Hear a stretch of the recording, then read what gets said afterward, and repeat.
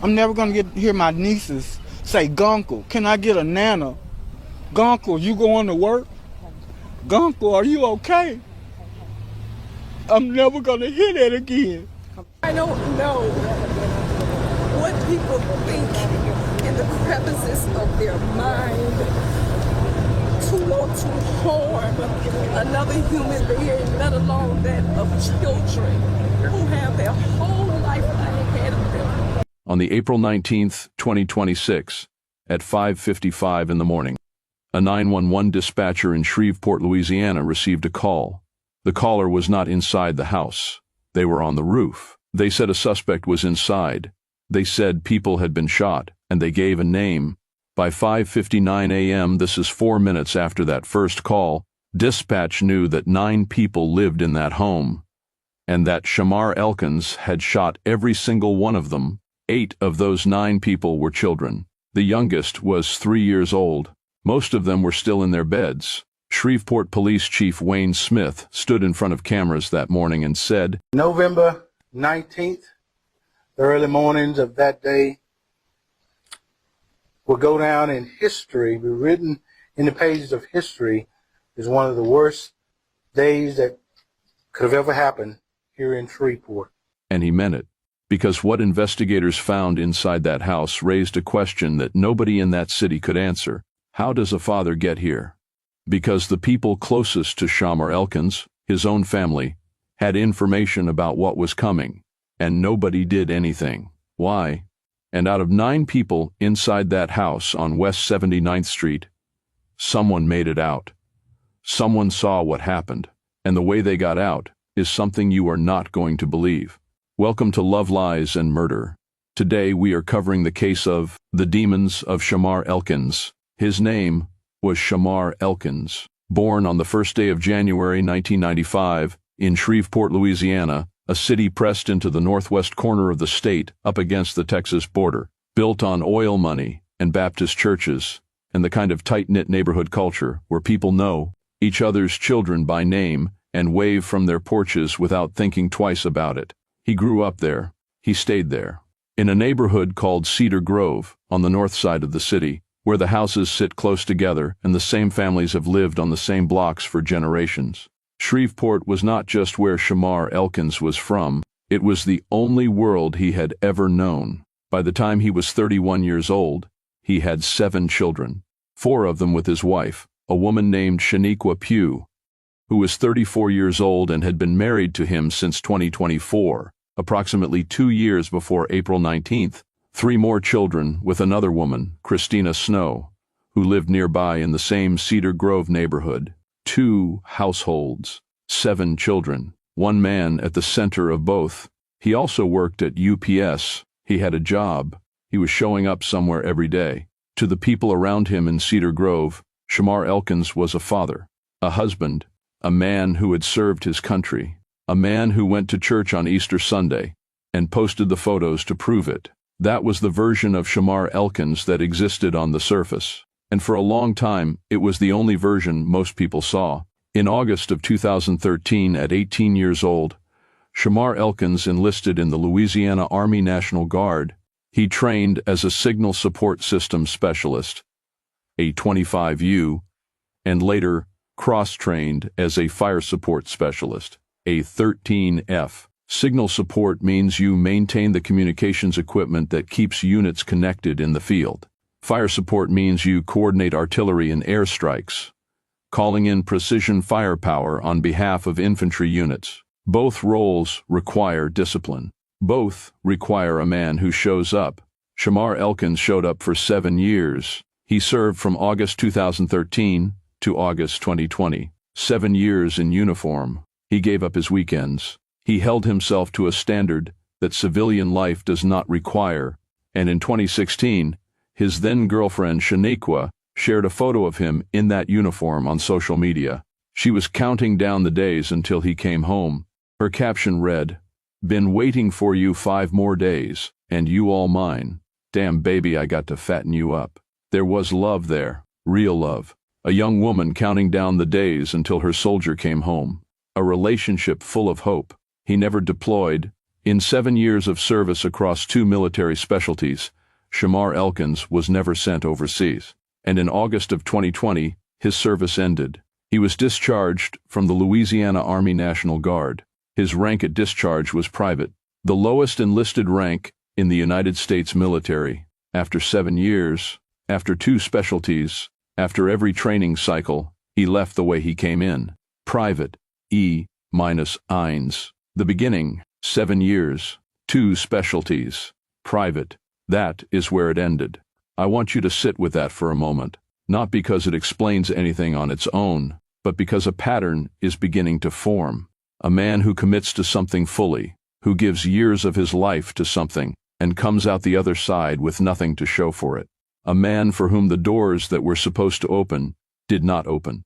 A man who kept trying and kept hitting the same ceiling. That pattern matters. Hold it. Now we come to his criminal record, and the public record shows not 1 prior conviction, but 2. The first came in 2016, a driving while intoxicated conviction. It was the kind of charge that on its own reads as a mistake, a bad night, a lapse in judgment. It was dealt with and moved on from, but it sits in the record. It is part of the documented history of Shamar Elkins, before April 19th. The second came in 2019, and this one is different. In March of 2019, Shamar Elkins was arrested after firing 5 rounds from a 9mm handgun within 300 feet of Caddo Magnet High School in Shreveport. Children were outside, playing, in the middle of the day. According to the arrest report, Elkins had walked outside to meet a friend who was going to pick him up. A different person in the car pulled a gun on him and pointed it at him. Elkins pulled his own weapon from his pants and fired 5 rounds at the car as the driver pulled away. The shooting happened next to a schoolyard where children were playing. In October of 2019, Shamar Elkins appeared in Caddo District Court. He pleaded guilty to illegal use of weapons. He was sentenced to 18 months of probation. The second charge, carrying a firearm on school property, was dismissed entirely. No jail time, 18 months of probation. And Shreveport Police spokesman Christopher Bordelon later confirmed that Elkins was likely prohibited from legally owning firearms because of that conviction, which raises the question, one that the Bureau of Alcohol, Tobacco, Firearms, and Explosives is now actively investigating, of how he obtained the assault-style pistol he used on April 19th. That investigation is ongoing. That question does not yet have a public answer. A man fires a weapon near a schoolyard full of children, gets probation, and 7 years later, that gun becomes part of this story. On the afternoon of Saturday, April 18, 2026, the day before everything, a man named Freddie Montgomery was walking home from visiting a neighbor on West 79th Street. He looked across the street and saw Shamar Elkins sitting on his front porch. Children were playing in the yard around him. The 2 men made eye contact. They waved at each other. Freddie Montgomery kept walking home. When he woke up the next morning and opened his curtains, he saw law enforcement entering the house across the street. He went outside and asked an officer if the scene was bad. The officer said yes. "Are we talking fatalities?" Montgomery asked. "Multiple," the officer said. "Loss of children?" Montgomery asked. "Multiple," the officer said. That was the last ordinary image anyone has of Shamar Elkins. A man on his porch, children playing in the yard, a neighbor waving across the street. 12 hours before the first 911 call. That was the version of Shamar Elkins that the world had access to. But in the weeks before April 19th, something was breaking down that no court had a file on, and on one specific Sunday, he left 2 completely different records, in public and in private, of exactly where his mind was. By early 2026, the marriage was ending, and the way it was ending matters. Shaneiqua Pugh had filed for divorce on the grounds of infidelity. That detail comes from Troy Brown, Elkins' own brother-in-law, the man who lived in the same house on West 79th Street as Elkins and Shaneiqua and their 4 children, along with Brown's own wife and their 2 children. Troy Brown was inside that world. He was there for the arguments. He was there for the conversations. He watched it happen from the inside. Brown told the Washington Post that after the first argument about the divorce, Elkins acted like he was losing his mind. He told Brown directly, "Bro, I don't want to lose my wife." Brown said he would sit with him, talk with him, try to keep him steady. He would tell him to come outside and play dominoes, to take it one day at a time, to not let it consume him, but it was consuming him. And it had been for longer than most people knew. Because before the marriage even began, before Shaneiqua Pugh became Shaneiqua Elkins, there had already been a warning that nobody outside the relationship fully absorbed. According to the New York Times, Pugh had considered leaving Elkins before they were married, and when she had, Shamar Elkins told her something that she did not forget. He told her, "If you leave me, I will kill you, the kids, and myself." She married him anyway, and now, 2 years later, she had filed for divorce on the grounds of infidelity, and Shamar Elkins, who had said those words before the wedding, was watching the marriage he had threatened to die for come apart at the seams. A court date had been scheduled for Monday, April 20th, 2026, a family court hearing, the formal, legal dissolution of the household. By the morning of April 19th, that court date was 12 hours away. The paperwork was filed, the date was set, the end was scheduled.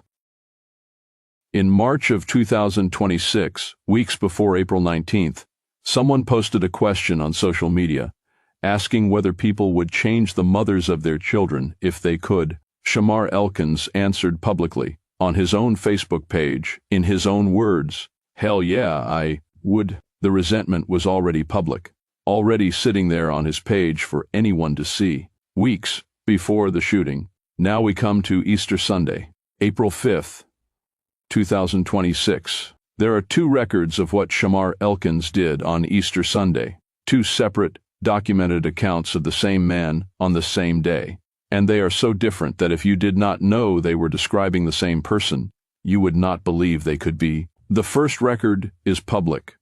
On the morning of Easter Sunday, Shamar Elkins took all 7 of his children to church. It was the first time he had ever attended an Easter church service with all of his children at once. All 7, together, in one place. He documented it the way people document the moments they want to remember, with a photo posted to Facebook, with a caption that read, "Happy Easter, had a wonderful time at church for the first time with all my kids. What a blessed day. What a blessed day." A father who had just taken all 7 of his children to church for the first time. The photo was public.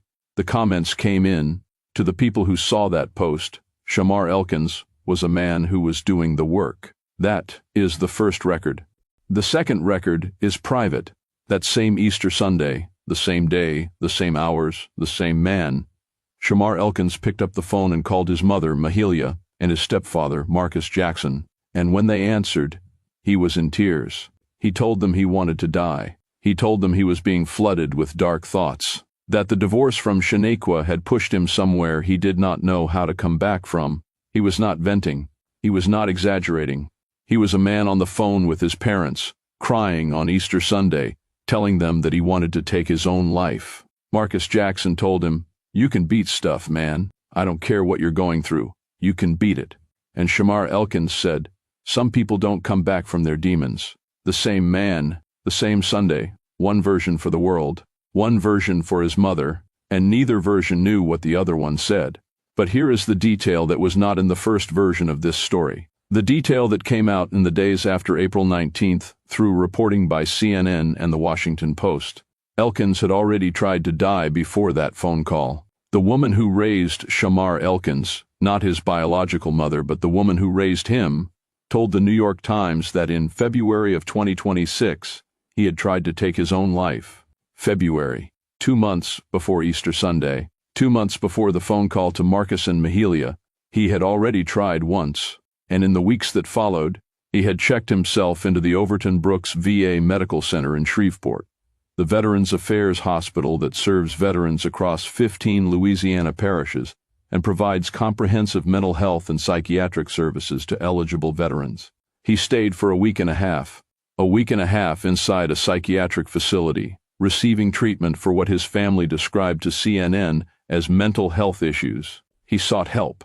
He walked through the door of a facility that existed specifically to help veterans in crisis. He stayed long enough for the staff there to work with him. And then he was discharged. He came home to the same house, to the same divorce, to the same court date on the calendar, to the same arguments with Shaneiqua, to Troy Brown playing dominoes and telling him it was going to be okay. And on Easter Sunday, 6 weeks after leaving the VA, he was on the phone with his mother and stepfather, crying and saying he was not sure he could beat his demons. No additional intervention followed that call. No one initiated another hospitalization. No crisis line was called on his behalf. No welfare check was filed. A man who had already attempted suicide, who had spent a week and a half in psychiatric treatment, called his family and said the darkness was back. And the world kept moving. 4 days after Easter, on April 9th, he went back to Facebook. He reposted a prayer. It began, "Dear God, today I ask you to help me guard my mind and my emotions." The prayer asked for strength to reject depression and anger and anxiety and panic. He posted it publicly for everyone to see, a man reaching for something, anything, that might hold him together. The prayer was visible, the struggle was documented, and still, nothing changed. The days passed. The court date on April 20th got closer. Troy Brown kept talking to him, kept trying to keep him grounded. Elkins kept saying he did not want to lose his wife. The divorce was filed, the date was set, and on the afternoon of Saturday, April 18th, Elkins sat on his front porch while his children played in the yard and waved at the neighbor across the street. That same Saturday night, he posted one more photo, the last thing he would ever post publicly. His eldest daughter at a table, eating a burger, doing what children do. The caption was 4 letters and 4 exclamation points. LOL. That was the last public record of Shamar Elkins as a man living an ordinary life. And 12 hours later, in the early morning hours of April 19th, whatever had been building for months, the failed suicide in February, the VA stay, the Easter phone call, the prayer, the divorce, the court date, the threat he had made before the wedding, all of it arrived at once. And in the early hours of April 19th, Shamar Elkins made his first move. And it was not at West 79th Street. What happened between approximately 5 in the morning and 7 on April 19th, 2026, is now part of the official record of the Shreveport Police Department. The timeline was reconstructed from 911 calls, police radio traffic, officer body cameras, and the accounts of the people who survived. What follows is that timeline, in sequence, as close to the documented facts as the public record allows. The first location was not the house on West 79th Street. The first location was Harrison Street. The Harrison Street address was where Shaneiqua Pugh lived. His wife, the woman who had filed for divorce on grounds of infidelity. The woman who 2 years earlier had married a man who once told her, "If you leave me, I will kill you, the kids, and myself." At approximately 5 in the morning on April 19th, 2026, Shamar Elkins went to that house, and he shot his wife multiple times. The rounds struck her in the face. She fell. She was alive, but barely. He left her there. And then he drove to West 79th Street. The 300 block of West 79th Street in Cedar Grove was the house where Elkins himself had been living, the house where he and Shaneiqua had built their household, where Troy Brown and his family also lived, where 4 of his children slept. He drove from Harrison Street to West 79th Street, and he went inside. At 5:55 in the morning, a 911 dispatcher in Shreveport received a call from someone who said they were standing on top of a house on the 300 block of West 79th Street. The caller said a suspect was inside. The caller said a man had been shot.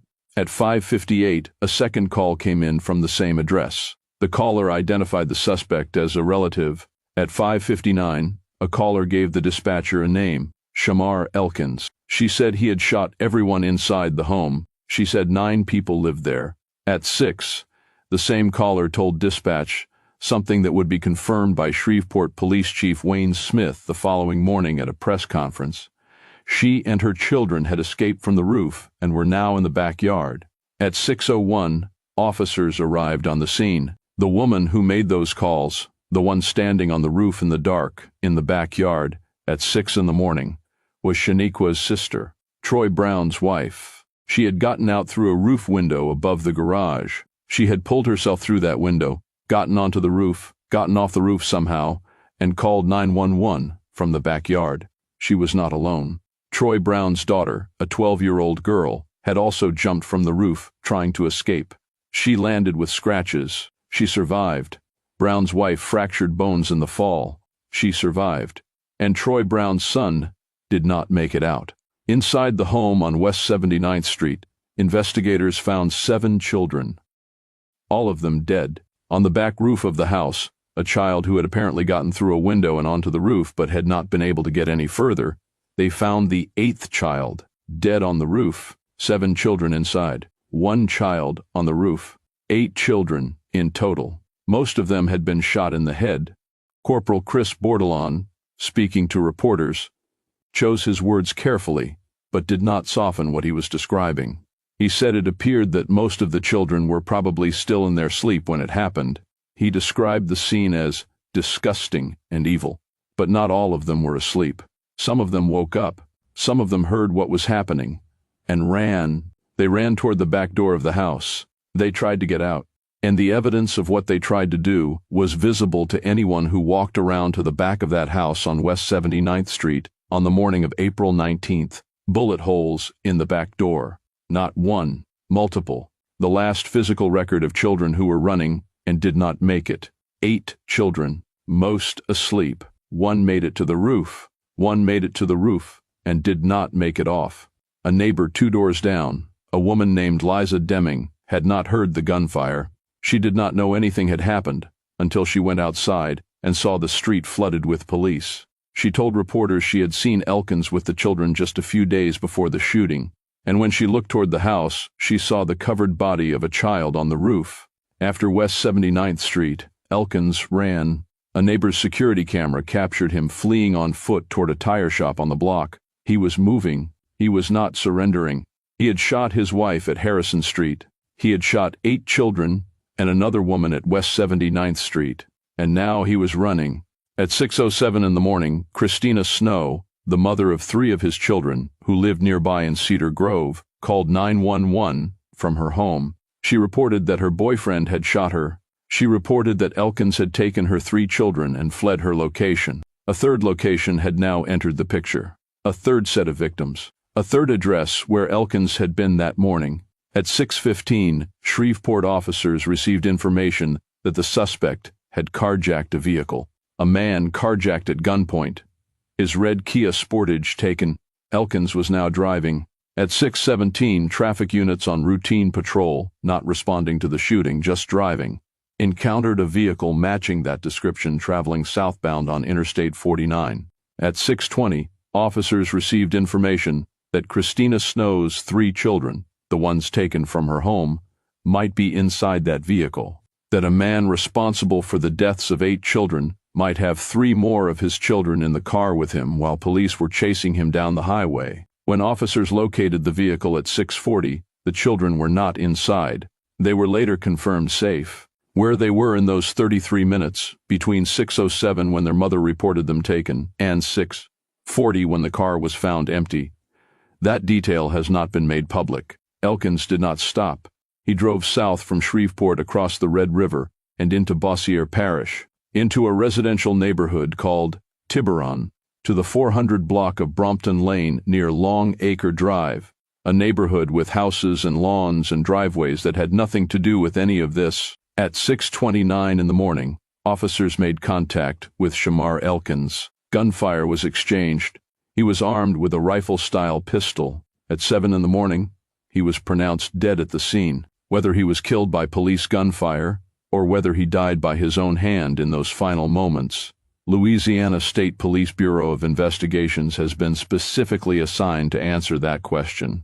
Police Chief Wayne Smith confirmed at a Monday press conference that it was not known whether Elkins was fatally shot by officers or died of a self-inflicted gunshot wound. That question remains open. From the first 911 call at 5:55 to the time of death, just after 7, approximately 1 hour and 5 minutes, 4 locations, 2 parishes, 10 people shot, 8 of them children. The youngest was 3 years old, the oldest was 11, And across the street on West 79th Street, at 7 in the morning, Freddie Montgomery, the neighbor who had waved at Shamar Elkins from his front porch just 12 hours earlier, was standing outside watching law enforcement move in and out of the house. He had asked the officer if children were among the fatalities.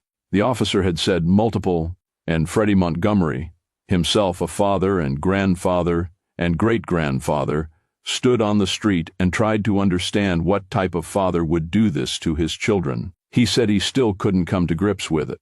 There is a version of this story that ends at Brompton Lane and leaves it there. A man did something unspeakable. The man is dead. The investigation continues. Case closed. That version is incomplete, because the documented record of Shamar Elkins contains multiple points at which the morning of April 19th could have gone differently, not in a speculative way, in a factual way, in a here is what the record shows way.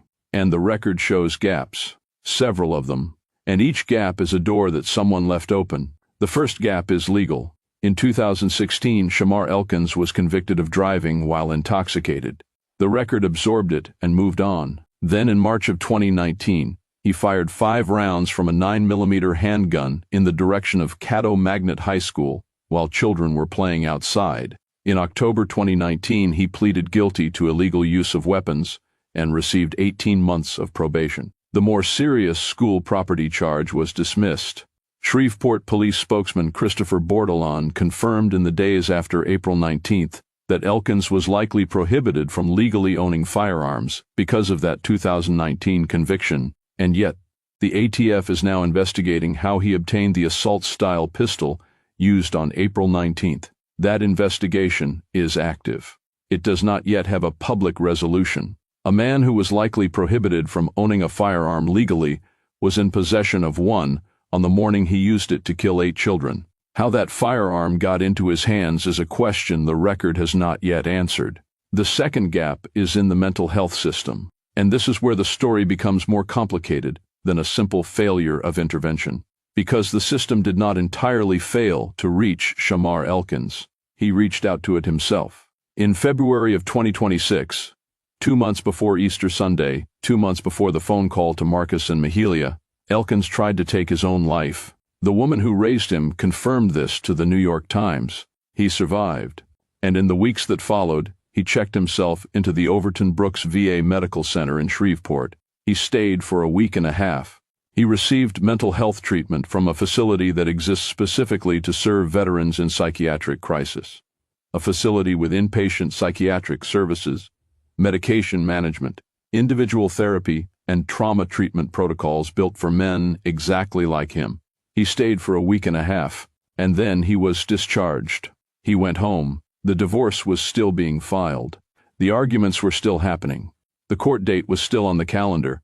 Troy Brown was still talking to him at the kitchen table, trying to keep him steady. And 6 weeks after leaving the VA, on Easter Sunday, Elkins called his parents and said he was drowning again. This is not a story of no intervention. This is a story of intervention that was not enough, of a system that caught him once and released him back into the exact conditions that had broken him in the first place. The VA did not fail to see him. The VA saw him, treated him, and sent him home.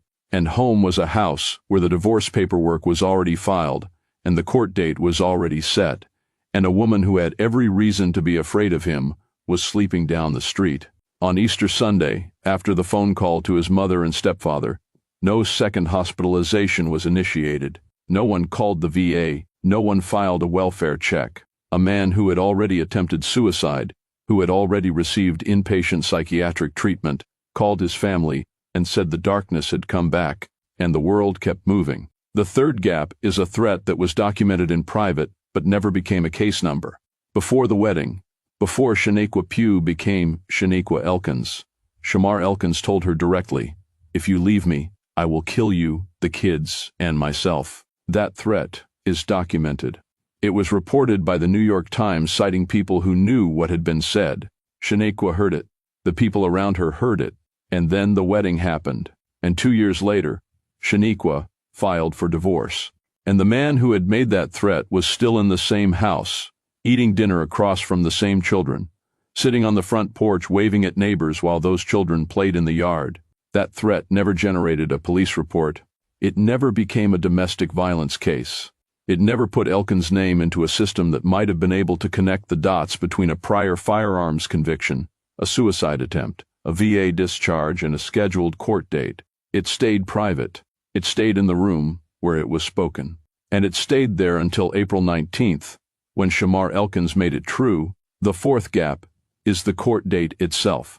Researchers who study familicide, the killing of family members, often followed by the perpetrator's own death, have documented a consistent pattern in cases that involve the dissolution of a relationship.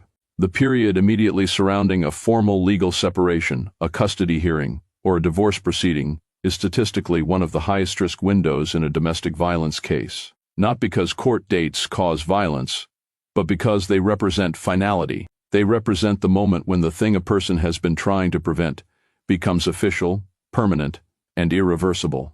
April 20th was that moment for Shamar Elkins. The court date was 12 hours away. The paperwork was filed.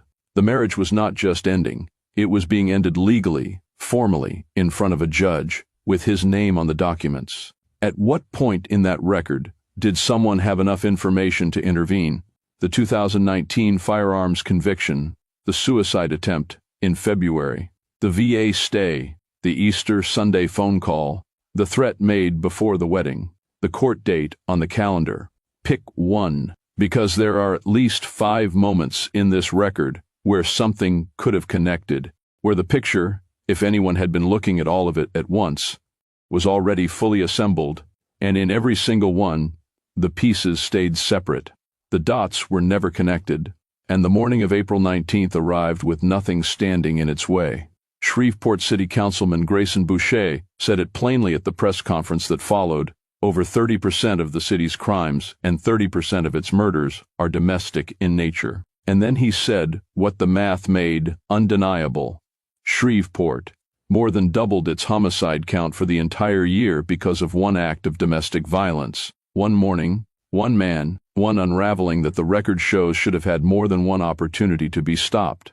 The April 19th shooting in Cedar Grove, Shreveport, Louisiana, is the deadliest mass shooting in the United States since January 2024. Not the deadliest in Louisiana, not the deadliest in the South, in the entire country, in over 2 years. And it happened on a street where a neighbor waved at the man from his porch the afternoon before. There is one more detail, one piece of information that most coverage of this case has not slowed down long enough to say out loud. It is the detail that changes how you hear the last thing Shamar Elkins ever said to his family. Stay with me. The last thing Shamar Elkins ever posted publicly was a photograph of his eldest daughter eating a burger. It was Saturday night, April 18th, 2026. The night before, his daughter was at a table somewhere, food in front of her, doing what children do. Her father found it funny. He photographed it. He put it on Facebook. The caption was 4 letters and 4 exclamation points. LOL, nothing more, that was it. That was the last record. Not a goodbye, not a warning, not a prayer this time. Just a father and his daughter and a burger on a Saturday night. He was also at some point in the hours between that post and the first 911 call, sitting on his front porch while children played in the yard, waving at the neighbor across the street who had no idea what was about to happen. An ordinary Saturday afternoon, an ordinary wave, children running around in the yard. Now, let me tell you what was underneath all of it. In February of 2026, Shamar Elkins tried to take his own life. He survived. He went to the Overton Brooks VA Medical Center in Shreveport and stayed for a week and a half receiving psychiatric treatment. He came home. He sat at the table with Troy Brown and told him he didn't want to lose his wife. He posted a prayer on Facebook, asking God to guard his mind from depression. He took all 7 of his children to church on Easter Sunday and posted a photo that looked, from the outside, like a man who was healing. And then, on Easter Sunday, he called his mother and stepfather and said he was drowning again. And on the night of April 18th, he took a photo of his daughter eating a burger and posted it with a laughing caption. And 12 hours later, he went to the house on Harrison Street and shot his wife in the face. He drove to West 79th Street. He went inside the house where his 4 children and Troy Brown's family were sleeping. He shot 8 children, most of them in their heads, most of them in their sleep, some of them running for the back door that still has bullet holes in it. He carjacked a man's red Kia Sportage. He drove south on Interstate 49 with, according to police radio at 6:20 in the morning, possibly 3 more of his children in the car. He drove across the Red River into Bossier Parish, and at 6:29 in the morning on Brompton Lane near Long Acre Drive, gunfire was exchanged, and at 7 in the morning, Shamar Elkins was pronounced dead. Whether he was killed by police gunfire or died by his own hand, Louisiana State Police have not yet determined. But here is what that question means for everything you have just heard.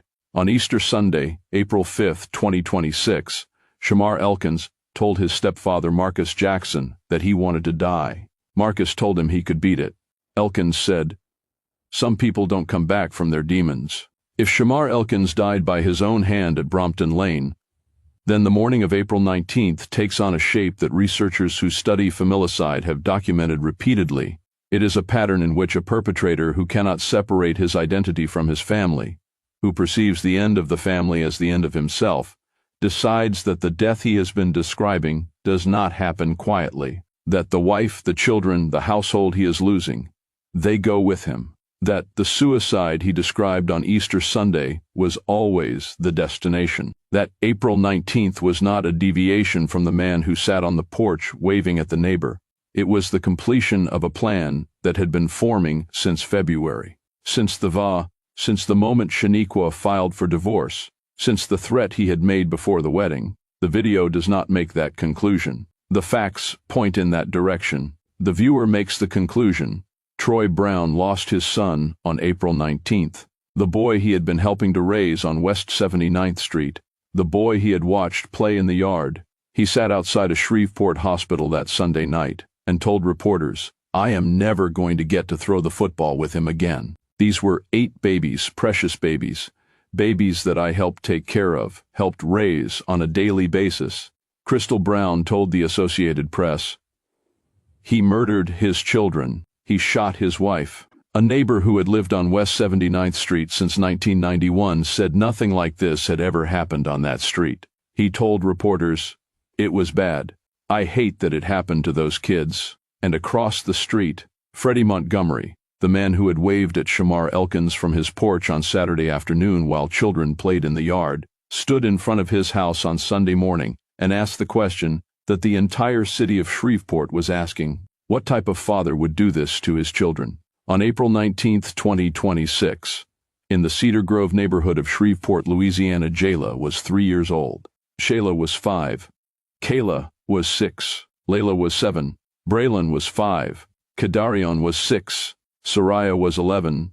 Marcaden was 10. 8 children, 3 boys and 5 girls. 7 of them his, 1 of them their cousin. He told his family he tried to die in February.